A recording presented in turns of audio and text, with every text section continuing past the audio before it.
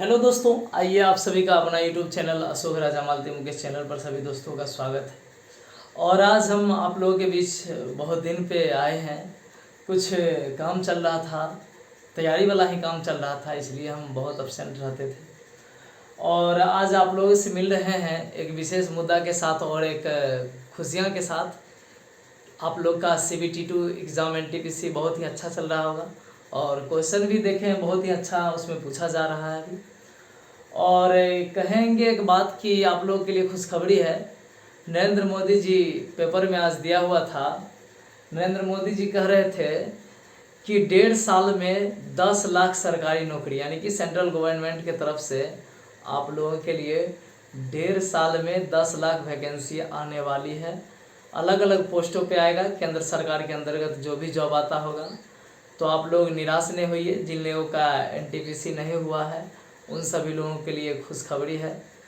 और group D में जो लोग नहीं भरे हैं, जो अभी तत्काल में इंटर और मैट्रिक पास किए हैं, वो सब लोग के लिए अभी जो 10 लाख आने वाला है उसमें जगह बनाइए, अभी से ही तैयारी कीजिए।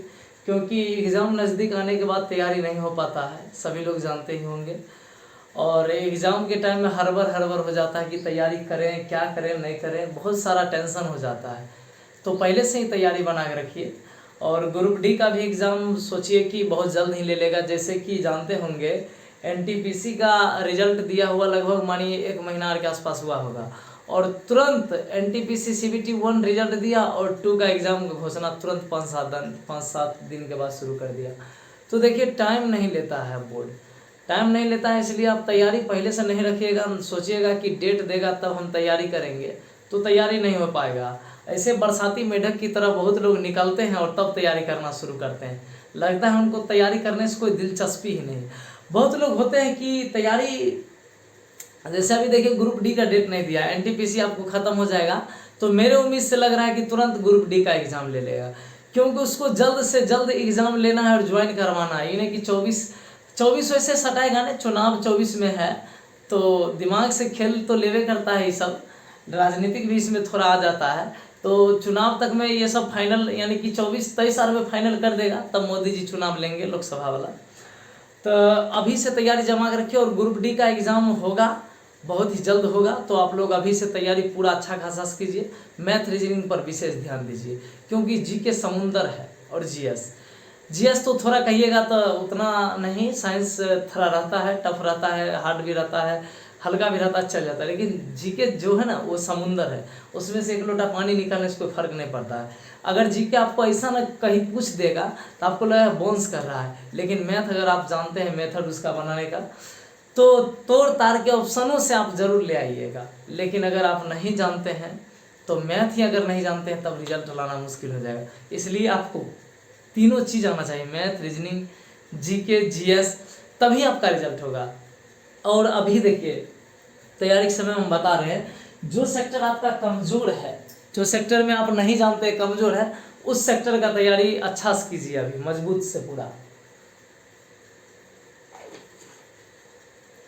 उससे क्या होगा कि आपका तैयारी भी अच्छा हो जाएगा। और ग्रुप डी में नहीं होगा तो आपका बिहार SSC, जो आदमी किए हुए हैं बिहार SSC ग्रेजुएशन, उस पर बिहार SSC आया, उसमें GK मजबूत रखिएगा तो वहाँ भी हो जाएगा। और मैथ रीजनिंग तैयारी कीजिएगा, उसमें 75 को, यानी कि 50 को क्या करेगा कि आपको रहेगा ये क्या कहते हैं रीजनिंग, और 25 को रहेगा मैथ।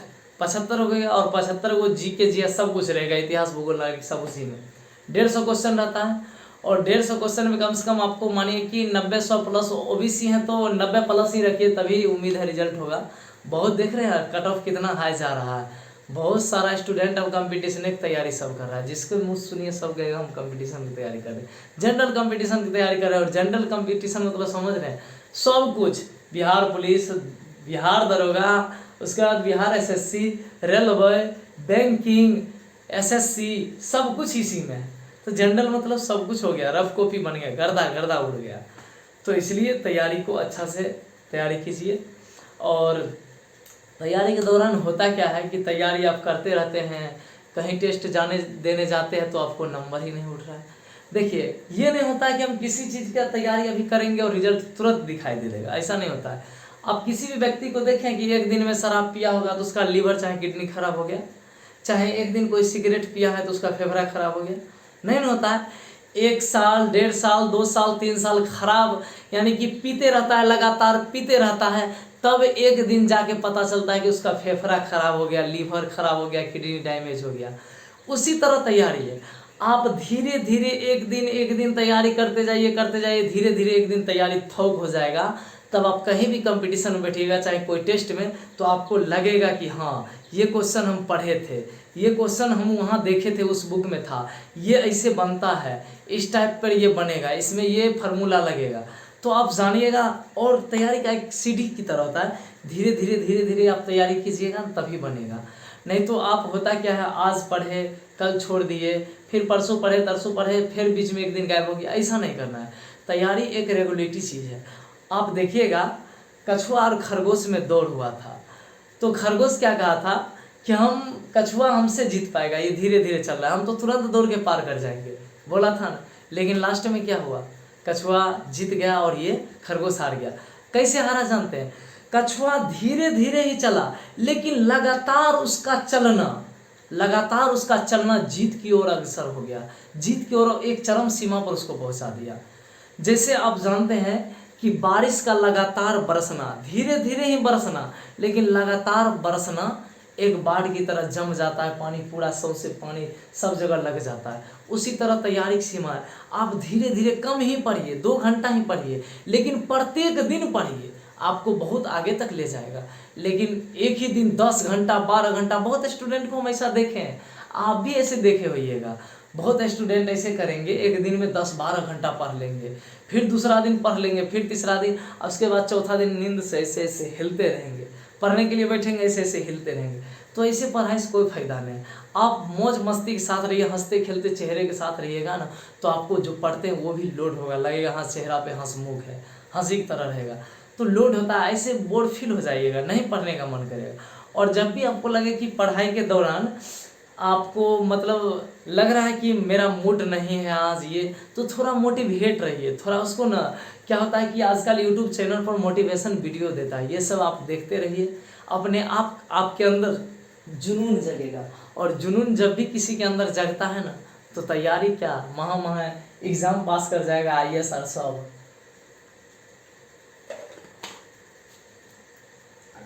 उसमें क्या होगा कि आप कोई भी एग्ज़ाम भी पास कर सकते हैं, लगातार तैयारी करते रहिएगा। तब देखिए क्या होता है कि कोई भी लोग देखिएगा शुरू में जब तैयारी करता है ना, कोई एग्ज़ाम क्वालिफाई नहीं करता है, सब जीरो से तैयारी करता है।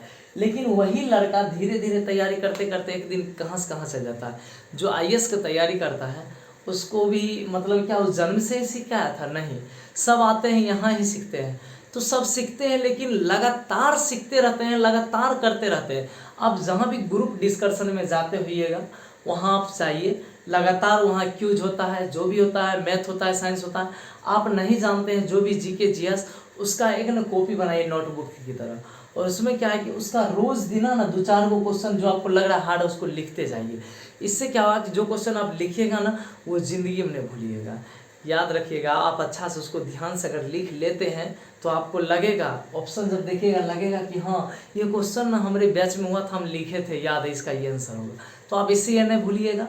और नोटबुक पर क्या होगा कि आप जो लिख लेते हैं ना, जब भी आपका टेस्ट होता है, चाहे कोई एग्जाम होता है, उसको बार बार रिवीजन करते रहिए, उसको बार बार पढ़ते रहिए, देखते रहिए, उससे आपका कॉन्सेप्ट एकदम क्लियर हो जाएगा, कहीं भी GK में कन्फ्यूजन होगा ही नहीं। और जहाँ फार्मूला की बात रहा मैथ का, तो आप जहाँ सोते हैं या जहाँ ज़्यादा देर टाइम बिताते हैं वहाँ पे उसको चिपका दीजिए। अगर आपके दीवार उवार है तो उसमें सटा दीजिएगा, तो आपको क्या होगा कि सोते वक्त चाहे पढ़ते वक्त किसी भी टाइम आपका नज़र वहाँ जाएगा ना, तो आप इससे ये देखिएगा कि हाँ इसका सूत्र ये है, तो इससे आपको ज़्यादा से ज़्यादा एकदम कन्फ्यूजन दूर होगा और मैथ में एकदम सटीक फार्मूला याद रहेगा एकदम। हाँ मतलब क्या होता है, वृत्त का क्षेत्रफल πr² है, 100% है, शंकु का आयतन 1/3 πr² है, एकदम 100% है, वृत्त का क्षेत्रफल πr², और उसके बाद वर्ग का क्षेत्रफल भुजा²। ये सब क्या होता है कि ये सब तो चलते फिरता है, लेकिन कुछ ऐसा होता है कि लगेगा हाँ लंबा लंबा फार्मूला, तो उस सब को लिख के देखिएगा तो अच्छा से याद रहेगा। तो ये सब हो गया तैयारी की बात। और हम बिहार SSC की भी बात कर लेते हैं। तो बिहार SSC आप लोग जो ऑनलाइन किए जिसको बिहार सीजीएल कहते हैं, तो उसमें होता क्या है कि 75 गो जीके है। मैथ रीजनिंग अधिकांश स्टूडेंट बना ही लेते हैं, ठीक है। जितना आप बनाएगा उससे 2-4-5 ज़्यादा कम सब लोग एवरेज में बनाते हैं मैथ रीजनिंग। उसमें रिजल्ट बनाने का अर्थ होता है कि जीके।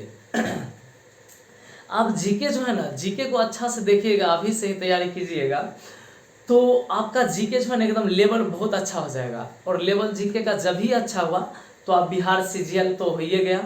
उसके बाद बिहार एसआई, बिहार पुलिस, ये सब हम सुने हैं कि आने वाला है। कभी पेपर में दिया गया था कि बहुत सारे पोस्ट अभी बिहार में खाली है, Bihar police, Bihar SI, fireman, ये सब खाली है, तो आएगा।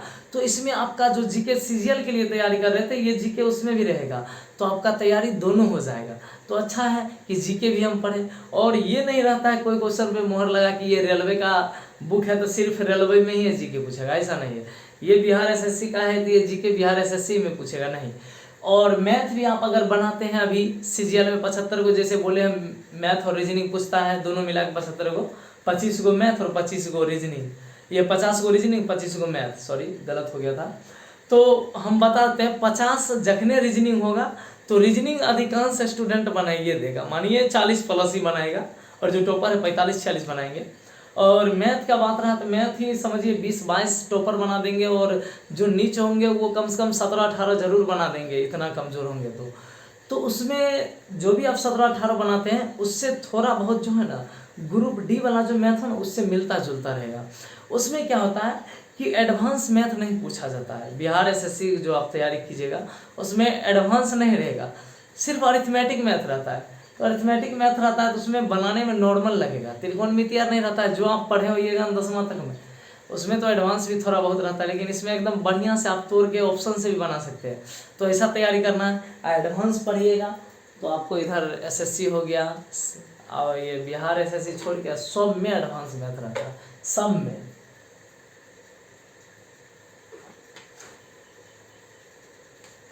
बिहार पुलिस में भी रहता है। तो ऐसा तैयारी कीजिए कि इस बार ग्रुप डी नहीं छूटे। हम आप लोगों के लिए उज्जवल भविष्य की कामना करते हैं कि आप लोग भी निकल जाइए, साथ साथ हम लोग भी हैं, हम लोग भी निकल जाएं, और सभी भाई सब एक साथ तैयारी करें जोर शोर से। बस यही, फिर जो भी रह गया होगा बात हम अगले वीडियो में मिलेंगे। अच्छा लगा होगा तो आप लोग लाइक कर दीजिएगा, ठीक है। चलते हैं इसी के साथ, धन्यवाद, थैंक्स, बेस्ट ऑफ लक।